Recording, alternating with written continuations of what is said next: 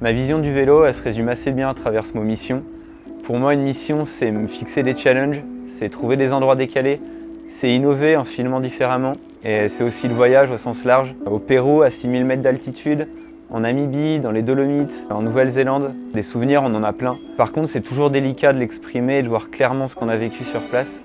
C'est frustrant en fait de pas réussir à raconter ce qu'on a vécu. Du coup, je me suis dit pourquoi pas mettre en avant ce côté échange et partage.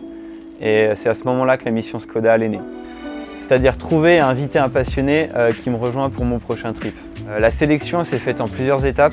On a commencé par leur demander une vidéo qui devait être postée sur leur compte Instagram. De là, on a sorti un top 10 qui s'est transformé en top 3. Et ce top 3, on l'a invité en Italie pour un week-end de ride. Je voulais pas qu'on les mette en compétition. L'idée, c'était d'apprendre à les connaître et de voir qu'ils pouvaient partir au Chili. Du coup, à la suite du week-end, c'est Yanis qui a été sélectionné. Et vous allez comprendre pourquoi.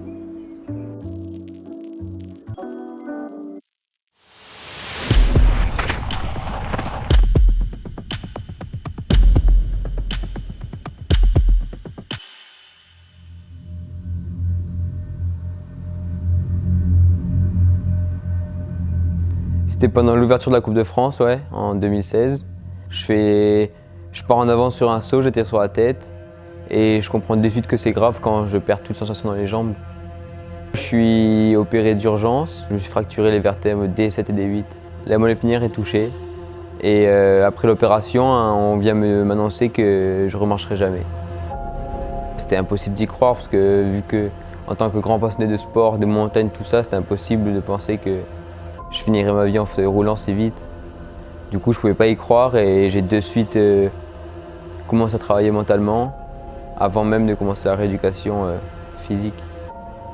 Et j'ai commencé très vite à progresser petit à petit. J'arrivais à bouger un petit orteil, une petite contraction dans la jambe. Il y avait des petites choses qui apparaissaient chaque jour. J'étais tellement motivé qu'après mes séances de kiné, je reproduisais les mêmes, mais dans ma chambre tout seul avec mes parents. Les docteurs disaient que j'en faisais trop, mais moi je pouvais pas m'arrêter à seulement aux séances de rééduc. Pour moi c'était pas assez, je voulais faire donner le maximum. Le mental il joue beaucoup je pense. J'ai beaucoup travaillé mentalement, 3 fois par jour je faisais mes visualisations. C'est un travail mental très profond et tu essaies de te visualiser en train de retrouver les mêmes sensations que tu avais auparavant, en train de bouger tes jambes, faire du vélo, les muscles qui se contractent. Tu essaies de te visualiser au plus profond de toi, tes jambes qui remarchent. C'était un truc de fou, j'ai eu la chance d'être vraiment beaucoup soutenu, autant par ma famille que par mes amis, que par la famille du vélo. Ils m'ont vraiment beaucoup soutenu. Ce qui aide vraiment à réussir aussi, c'est qu'il faut être sûr de soi et il faut croire en soi. Rester toujours positif et croire en soi, et ça depuis le début, j'ai cru en moi, j'étais sûr de moi. Toujours été positif et ça aide vraiment aussi.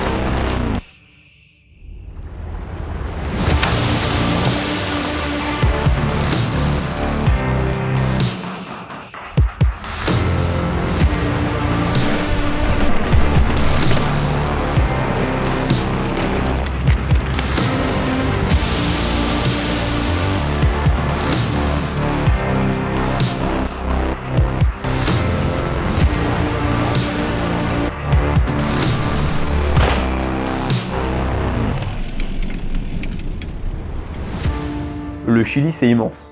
Le pays s'étire sur plus de 4000 km, avec des décors radicalement différents du nord au sud. C'est un vrai challenge pour choisir les bons spots.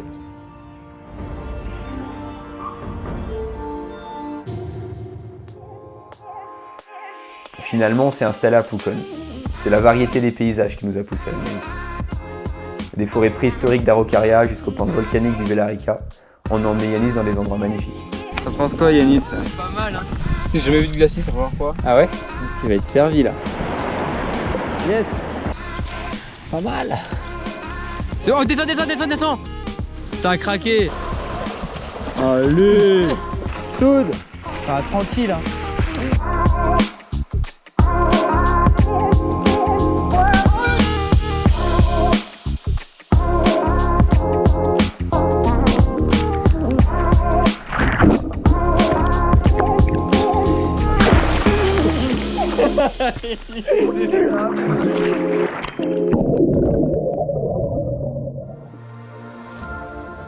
Et j'ai poursuivi de la même manière, en explorant les glaciers du Villarrica.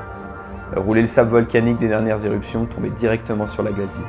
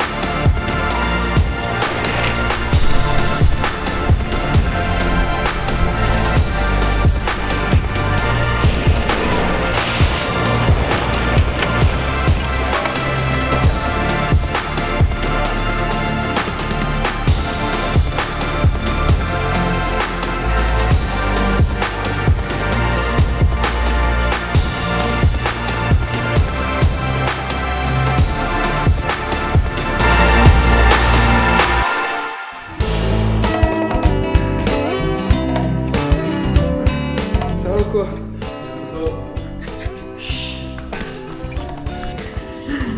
Ouais, Yanis. Bon, qu'est-ce que tu ressens là un peu là? C'est pas le parc du Mercantour là, hein?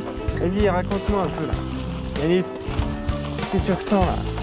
Yanis, qu'est-ce que tu ressens? Tu ressens bien quelque chose? Non mais ça te fait quoi d'être là? C'est beau, hein? Tu t'attendais à voir ça là? Pas du tout.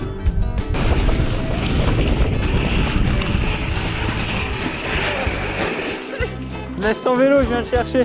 T'inquiète.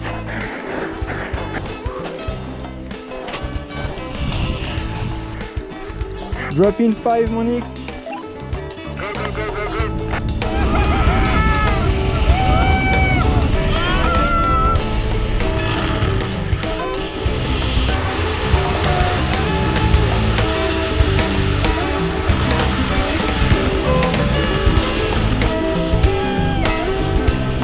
Moi, ça te plaît? C'est la folie, hein. La folie. Cette folie. Eh ouais. C'est dur, mais ça va être beau. J'ai commencé ce trip en testant Yanis. Le faire rouler tout seul, derrière l'objectif de Pierre, le coacher, le conseiller. Finalement, je connaissais Yanis uniquement par les 2 jours qu'on avait passés en Italie, juste avant ce fameux trip au Chili. Je voulais surtout m'assurer qu'il tienne le coup physiquement et moralement avant de nous aventurer sur les sommets chiliens. Derrière toutes ces images se cachent de longues heures de marche, d'installation des camps de base, repérage des différentes lignes. Tout n'est pas si simple et je m'étais promis de prendre soin de lui. Je m'étais promis de l'accompagner au maximum avant de partager pleinement cette dernière aventure avec lui.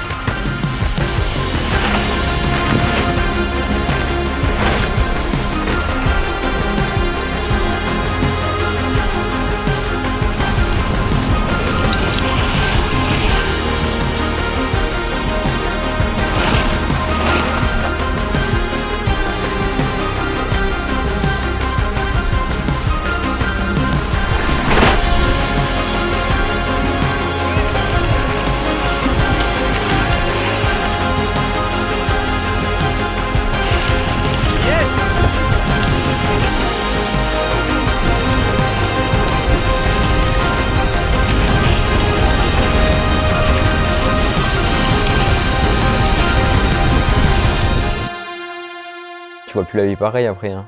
Tu profites de chaque moment parce que la vie elle est belle et il faut en profiter à fond quoi. Tu profites de chaque petit moment et tu peux pas te plaindre pour des petits trucs à la con.